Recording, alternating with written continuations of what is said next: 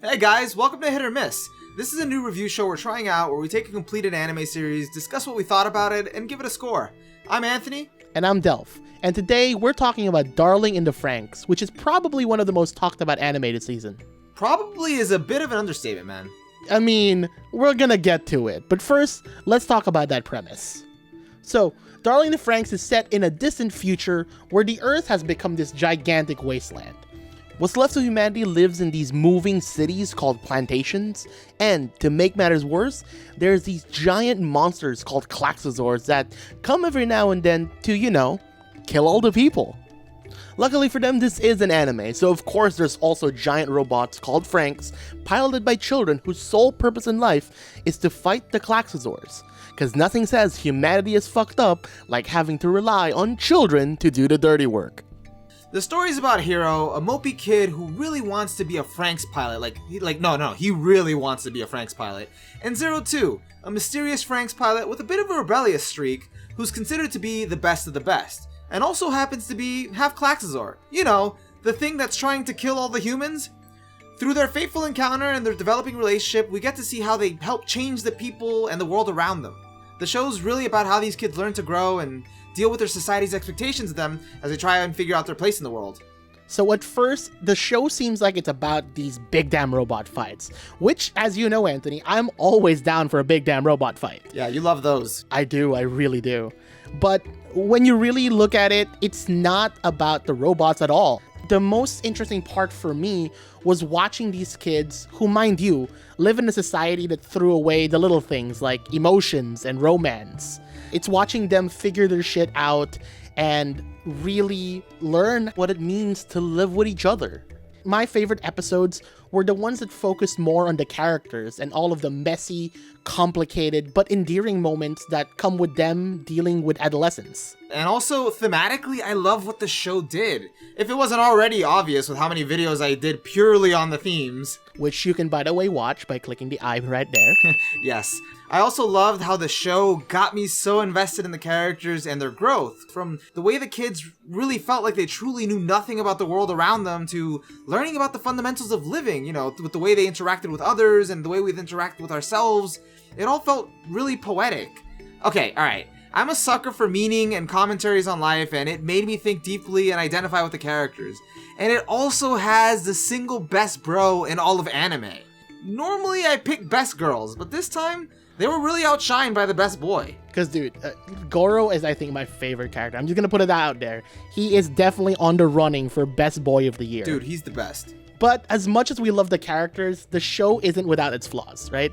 For me, the biggest problem was the writing. The writing and the pacing of the show really takes a nosedive in that last arc. Because for a show that starts off so good, with really subtle and nuanced world building and character development, I just felt really disappointed that it got heavy-handed and rushed at the end.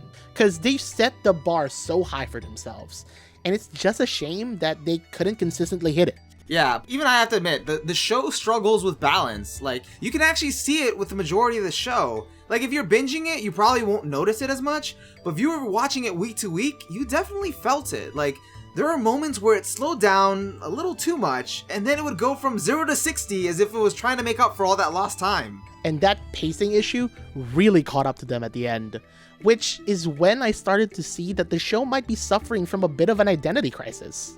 Yeah, like it was trying to be too many things at once instead of honing in on its greatest strengths, the character moments and its theme of communication. Towards the end, I definitely started to feel like the themes were getting pretty ham-fisted. Like, it was feeling sort of cheesy. And be warned, there is friendship power in this one. And I usually don't go for that in anime, like, being honest. But I didn't mind it as much here because I just wanted to see these characters be happy. And their journey meant so much to me that it hit me in the fucking kokoro, man. And oh my god, I am just really happy that even though it got a little rough there for a while, they did manage to stick the landing with that last episode. Yeah, dude, seeing these characters grow made me so happy, and sure, okay, there's a plethora of ways it could have been executed better, but I couldn't help having that stupid smile on my face when I saw the payoff for these characters. Because there was just so much joy thinking back to where they started from, and where they got to by the end, and how it just makes so much sense for who they were as characters. There was so much meaning! Alright, so with all that said, I think it's finally time we get to what everyone's been waiting for. The scores. So, for our reviews, there are 4 possible scores that an anime can get. Starting from the lowest is a miss. A miss means that the show didn't land anywhere for us, and that there's just nothing there we enjoyed and we cannot, in good conscience, recommend it. Next up, we got good effort. This means that there's a little some there, but not quite enough for the solid recommendation. Only really check out these shows if they're your particular brand of weird. And a hit is that solid recommendation. It ain't perfect, but we think you should really give this one a watch. And finally, we get to the highest possible score, the critical hit. A critical hit is a show that really knocks us out. This is the kind of masterpiece that you just want to keep and pass down from generation to generation. Alright, now that you know all the scores and with all of that out of the way, it's time for the moment of truth. So with that said, what do you think, Delf? Alright, so I wavered back and forth a bit with my score. But in the end, even though the show's writing in that last arc knocks it down for me a little bit, I genuinely liked the themes the show presented, and I felt satisfied with that ending. So I'm giving Darling in the Franxx a hit, but a low hit, cause while it stumbled a bit, I still think there's something of value there. Yeah, and once I realized the characters' journeys were the most important thing in the show, I was able to see the value of what the creators were trying to do. I honestly had a good time. It was fun, waiting every week for an episode. And okay, real talk, I was bracing myself for impact with every new episode, but I had hope, because at the end of the day, the show never bored me. Because for me, being boring is the gravest sin a show can commit. Like, as long as I can still empathize with the characters, and as long as I can still feel something about their journey, and see it reflected in my own life and the people around me, there's something there for me. That's why for me, it was a hit. Well, there you have it, folks. Those are our scores for Darling in the Franxx. But remember, in the end, this is just our review. Take it for what you will. If you enjoyed this new video, let us know by smashing that like button. If you want to stay up to date with all of our upcoming content for the summer season, hit that subscribe button. And when you do, ring the little bell next to it so you can be informed of when our next video goes up. And if you want to give us feedback on this new show format, or you just want to tell us where you rate Darling in the Franxx and why, let us know in the comments below. Because after all, what do we know? We're just nerds. I couldn't tell them. I couldn't tell them the truth. I gave them some bullshit about enjoying the show, enjoying the ride, but you're the real reason I was able to get through it. Seeing you every episode was a delight. You gave my life meaning. Like, I've had waifus in previous seasons, but none were like you. You're the real deal. You're the genuine article.